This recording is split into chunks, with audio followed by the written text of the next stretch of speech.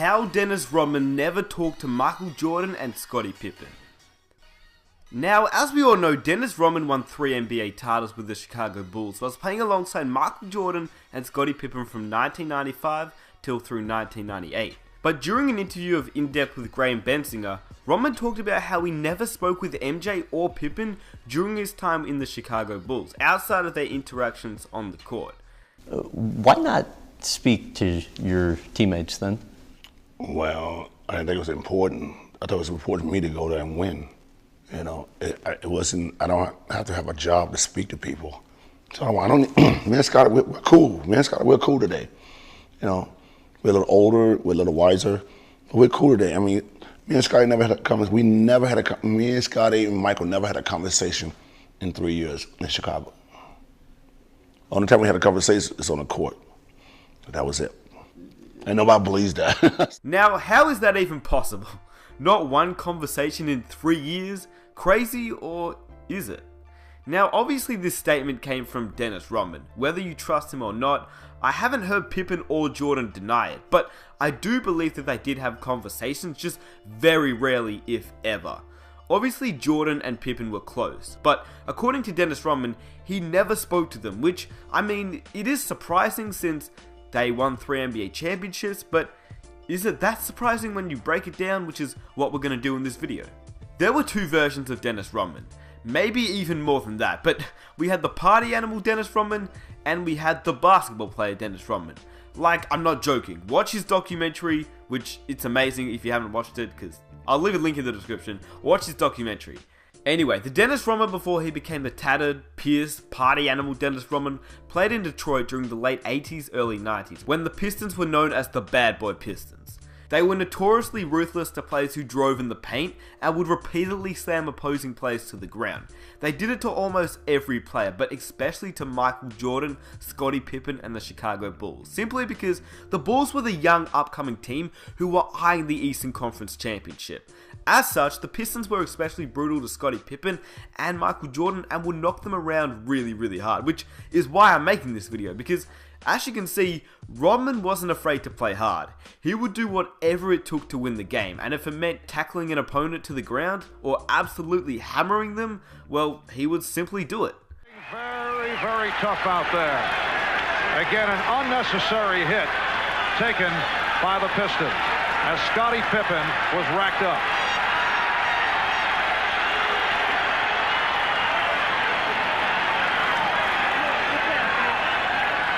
Again, I think that's what Phil is talking about. And that's what Michael Jordan's talking about. They just don't want to see that in our basketball game. He already had the guy beat to the basket. And then there was a real hard foul. A great backdoor play that the Bulls love to run. And they really let the guy have it. And then Rodman did pushing. The thing is, during the 1980s and the 90s, the game was a lot different to the way it's played now. Players literally hated each other back then, especially the Bad Boy Pistons, which in reality is why Isaiah Thomas never made it to the Dream Team, but that's for another video. Anyway, as we all know, Jordan, Pippen and their coach Phil Jackson were all about winning. That was the only thing they cared about, and in good reason. To give a very brief summary, Jordan and his Bulls won 3 NBA championships from 1991 to 1993, and then he retired. Now, whether Jordan retired because David Stern wanted him out of the league for his gambling controversy, or whether Jordan retired because he lost his desire to play basketball and the murder of his father made him want to play baseball, well, it's up for debate which one you choose, but nevertheless, he was out of the league and playing baseball. Then, in 1995, as we all know, he returned with his famous quote, "I'm back." He shocked the basketball world, and that year the Bulls lost in the Eastern Conference Finals to the Magic with Shaquille O'Neal. So after that loss, this is where Dennis Rodman really comes into effect, because by 1995, Dennis Rodman wasn't even playing for the Pistons. He was actually playing for the Spurs. By 1995, the Bulls were looking for a guy. They didn't know who that guy was just yet, but according to Phil Jackson, he made it clear what they needed, and I quote, "If we're going to win a championship, we have to have someone who can fetch the ball." And after exploring every other opportunity, the Bulls management just kept coming to one player, Dennis Rodman. Now you have to remember at this point, Michael Jordan and Scottie Pippen didn't like Dennis Rodman. In fact, they hated pretty much, or not pretty much, they hated everyone that played on that bad boy Pistons team. The thing was, Dennis Rodman was literally the perfect guy for the Chicago Bulls. He was exactly what they wanted, and he hated playing in San Antonio, which he wanted out. The only thing was, the Bulls management said he'd be the perfect guy, but only if our players would accept him. Now, as I mentioned before previously, you have to understand that Jordan and the Bulls were almost definitely not a fan of Dennis Rodman, but Jordan was one of those guys who simply would do anything to win. Literally anything to win. He agreed to have Dennis Rodman on board. Then it was Scottie Pippen's turn, and I'll let Dennis Rodman discuss what happened here. Only thing I said to myself, I said, wow, damn, I went to Detroit now. We used to push Scottie Pippen and Michael Jordan around, and now I'm going to play for these guys. So, and I was just wondering how these guys going to take me. I'm over to Jerry Cross's house. Phil Jackson was there, Michael was there, Scottie was there. Phil Jackson got to the point, he said, Dennis, the first thing I want you to do is go over and apologize to Scottie Pippen. I'm like, what? So I went outside and we talked for 5 minutes and stuff like that. And Scottie said, it's okay, everything is fine, man, don't worry about it. So after Dennis Rodman and Scottie Pippen talked it over, Rodman would have to discuss his contract, and in typical Dennis Rodman fashion, he discussed it like a champ. Went back inside, Phil Jackson asked me, Dennis, would you like to be a Chicago Bull? I said, I don't give a damn if I'm here or not. That was my answer, and then Phil Jackson said, congratulations, Chicago Bull. Now, Dennis Rodman did what he did. He didn't care who he played with, he didn't care who he played for, as long as he knew what he was doing on the court, and the team just left him alone off the court. And that's exactly what the Chicago Bulls did. That's exactly how Jordan and Pippen never spoke to him, because he simply didn't want to be spoken to. All he wanted to do was party and play basketball. Jordan didn't care, Pippen didn't care, and Phil Jackson didn't care. Now, the reason why they didn't care was because Dennis Rodman just did his thing on the court. Dennis Rodman, while not disrupting the offense, did what he was asked to do.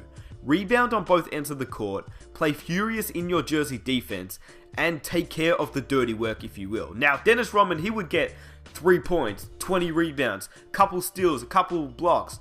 He just did what you wanted Dennis Rodman to do. Routinely, he guarded the best opposing big man, and routinely, he got the better of that matchup. Then, after the game, he'd go out and party, and no one would ever see him until the next game, where he'd do the same thing. Get 3 points, 20 rebounds, couple steals, couple blocks, and he would do the same thing over and over and over again. The Bulls went 72-10 one season, and they won 3 championships in a row, and Rodman never spoke to anyone off the court. Something that I guess you wouldn't see nowadays, but in the 90s, it was a lot different, to be honest with you, and we're talking about Dennis Rodman. He was crazy in a brilliant way. Lastly, I'm going to end it with a quote from Steve Kerr. For 3 years, our team really dealt with it well, Kerr said. Michael had this sort of quiet respect for Dennis. They rarely communicated, but Michael respected Dennis for the way he competed and rebounded. He knew how important he was to the team and left Dennis to do his own. Michael Jordan and Scottie Pippen were ready to do whatever it took to win. They hated Dennis Rodman, absolutely hated Dennis Rodman before he came to Chicago, and fair enough. But once he was in Chicago, playing for them, it was all respect. And it didn't matter if they spoke. It didn't matter if they liked each other. It was all about winning. So it's not hard to see how they didn't talk when you break it down, because when you actually think about it, Jordan knew that without Dennis Rodman, he would not have 6 rings. I can almost guarantee you that. Just think about it. The amount of times that Dennis Rodman would get into Karl Malone's head in the NBA Finals, the amount of time Dennis would sacrifice his body to win a game is something that, well, you don't see very often, if at all. And, I mean, when you think about it, the Utah Jazz and the Chicago Bulls, they had some very, very close matchups. Jordan would hit a clutch shot, but without Rodman on that team, you wouldn't have a close matchup because Rodman was really that guy you wanted on your team. He would do the dirty work, and he was the best fit that the Chicago Bulls could have ever had. I personally wish that we could see more of this. You don't have to like each other off the court, but once you're on the court, you best believe that the other player has your back, just like Rodman did for Pippen and Jordan, and vice versa. They didn't have to talk off the court because they weren't friends, but on the court it was different. They would die for each other. They were teammates, and in Rodman's own words, they were the best teammates ever. They let him party as long as he played the way that they needed him to. And I hope you guys enjoyed the video. I just thought it'd be a pretty interesting video to make for those that didn't know about Dennis Rodman and what he sacrificed to play basketball. He didn't really talk to Michael Jordan or Scottie Pippen, but hey, it didn't matter. They won championships, and that's all that matters now. He does things that are totally different than a lot of people, but when he steps on that basketball court, he gives 110%. This is a new experience for Scottie and myself, and for Phil, and for other guys who have been on that championship team and faced it, Dennis and James Edwards. But we put that aside for a common goal, which is to win a championship. And I'm gonna cheer them on as if they're my teammates, but yet I do that knowing that I've got a lot of scratches from those years.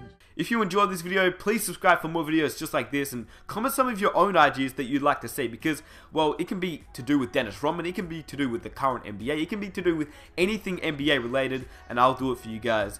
But there is so much that you can talk about with Dennis Rodman, because he was a crazy man, like crazy to say the least. And yeah, if you guys want to leave a like on this video, that would be absolutely amazing. Let's see if we can reach 4,000 likes for the next video, and I'll catch you in my next one. Peace! Sorry for everything that I've done, but when I call